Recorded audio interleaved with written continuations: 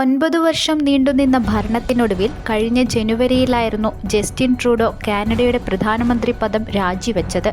പിന്നീട് Justin Trudeau കാവൽ പ്രധാനമന്ത്രിയായി തുടരുന്നതിനിടെയായിരുന്നു പുതിയ പ്രധാനമന്ത്രി ആരാണെന്നുള്ള പ്രഖ്യാപനവും. ഒടുവിൽ മാർച്ച് 9 കാനഡയുടെ 24ാം പ്രധാനമന്ത്രിയും ലിബറൽ പാർട്ടിയുടെ നേതാവുമായി മാർക്ക് കാർണിയെ തിരഞ്ഞെടുത്തു. രാഷ്ട്രീയത്തിൽ വേണ്ടത്ര പരിചയസമ്പത്തില്ലാത്ത ജസ്റ്റിൻ ട്രൂഡോയുടെ പിൻഗാമിയായി എത്തുന്ന കാനഡയുടെ പുതിയ അമരക്കാരൻ മാർക്ക് കാർണി ആരാണെന്ന് നോക്കാം. കാനഡയുടെ വടക്കു പടിഞ്ഞാറ് മേഖലയിലെ ഫോർട്ട് സ്മിത്ത് എന്ന ഗ്രാമത്തിൽ 1965 മാർച്ച് 16 മാർക്ക് ജോസഫ് കാർണിയുടെ ജനനം. 1988 ഹാർവാർഡ് സർവകലാശാലയിൽ നിന്നും സാമ്പത്തിക ശാസ്ത്രത്തിൽ ബിരുദം നേടി. 1993 ഓക്സ്ഫോർഡ് സർവകലാശാലയിൽ നിന്ന് ബിരുദാനന്തര ബിരുദവും 1995 ഡോക്ടറേറ്റും നേടി.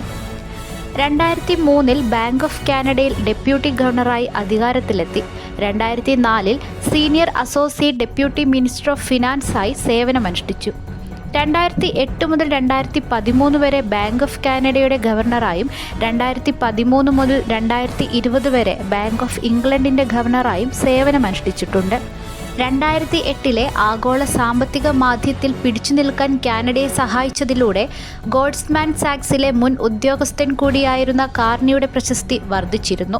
2020 കാലാവസ്ഥാ നടപടിക്കും ധനകാര്യത്തിനുമുള്ള ഐക്യരാഷ്ട്രസഭയുടെ മുൻ പ്രത്യേക പ്രതിനിധിയായും അദ്ദേഹം സേവനമനുഷ്ഠിച്ചു. കാനഡയുടെ 24ാം പ്രധാനമന്ത്രിയായി മാർക്ക് കാർണി ഇന്ന് അധികാരമേൽക്കുമ്പോൾ 10 വർഷം നീണ്ടുനിന്ന ജസ്റ്റിൻ ട്രൂഡോയുടെ ഭരണവും അവസാനിക്കുകയാണ്.